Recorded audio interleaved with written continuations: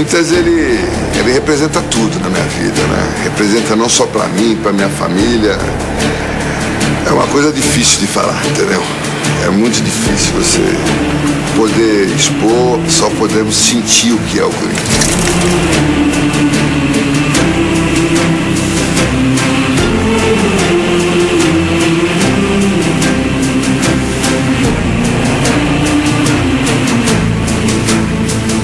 Para mim o Corinthians é tudo. Para mim o Corinthians foi a coisa principal da minha vida, porque Deus me deu o dom de jogar bola. E o Corinthians me abriu as portas, me recebeu como filho, praticamente foi a minha segunda casa.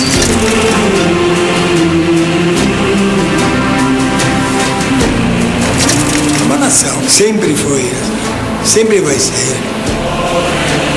Isso é uma bandeira. Depois da bandeira do Brasil, tem a bandeira do Corinthians.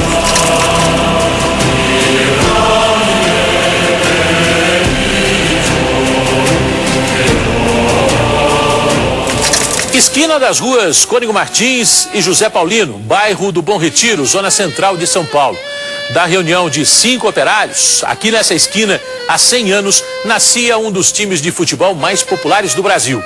Corinthians, campeão do mundo, Corinthians do rebaixamento, dos títulos e dos tabus. Um time de histórias marcantes e de grandes emoções. Histórias e emoções que você acompanha a partir de agora. Um século depois, e o filme reproduz a cena de 1º de setembro de 1910. Naquele caso da fundação do Corinthians, a gente tem a descrição de um dos fundadores. Ele deixou isso escrito, aquela cena, exatamente como ele a viveu.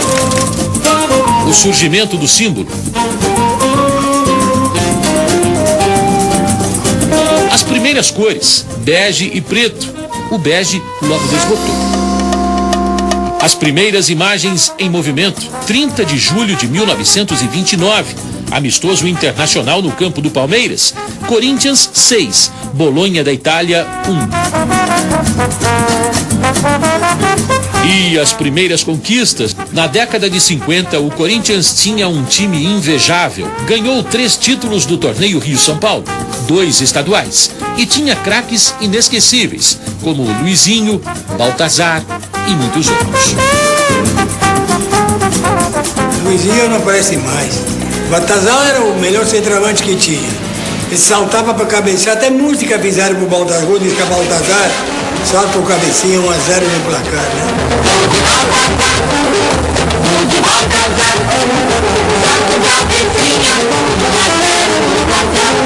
Tinha o Gilmar, o Cláudio, o Romero, o Idário. O Idário é uma tradição, uma bandeira, o Alain.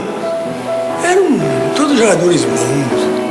Uma das mais importantes conquistas daquele período foi o título do 4º centenário da cidade de São Paulo, o Paulista de 1954, na ocasião, o estadual mais cobiçado da história. Importante porque também faz o marco da cidade de São Paulo, né? Que são 400 anos, então isso repercute muito na opinião pública. Todo mundo queria ganhar? Quem que não queria? Ser campeão todo dia depois.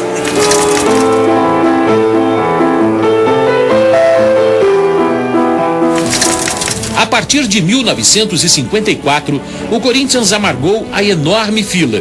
23 anos sem título. Um período de cobranças e apoio, não necessariamente na mesma ordem. E realmente era uma pressão. Isso aí faz parte, até hoje, né? O Corinthians, porque é Corinthians, Flamengo, time de massa, né? O Corinthians ainda era maior, ainda porque por causa do título, era o Paulista. A preocupação, a busca era o Paulista. Pelé! Para dificultar as coisas, os adversários eram suficientemente fortes, a ponto de aumentar a angústia. Todos os times que na época, pelo menos disputando que era a força campeã, sempre foi melhor que o Corinthians. O Corinthians era inferior. O Corinthians ficou 11 anos sem vencer o Santos de Pelé. Em 6 de março de 1968, quebrou essa escrita, 2-0.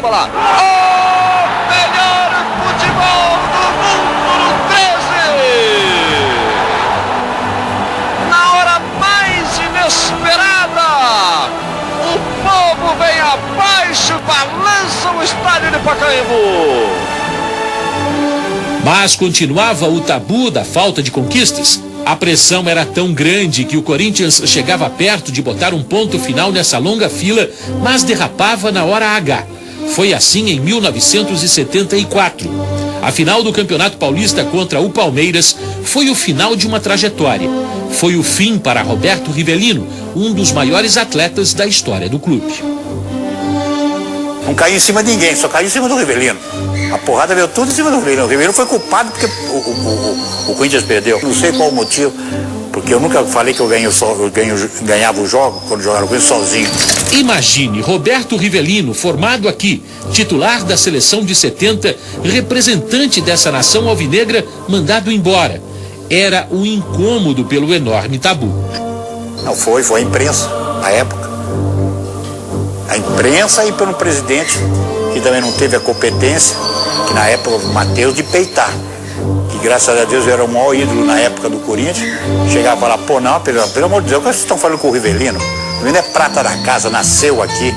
Mágoa e paixão. O tabu nunca afastou os corintianos do estádio, muito pelo contrário. São 20 anos de espera, devoção e muito amor.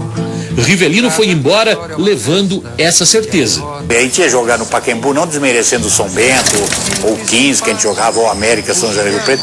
Era 30, 40 mil pessoas, pô, no jogo, porque cada jogo era um jogo para um título, né?